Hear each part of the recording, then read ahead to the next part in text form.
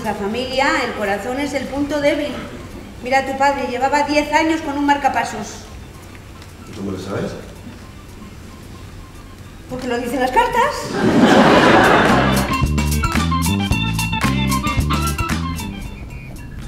Yo conocí a tu padre.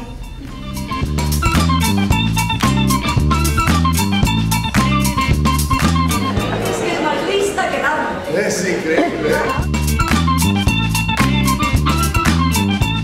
Vendió su casa con ella dentro, la escuela con su hija dentro.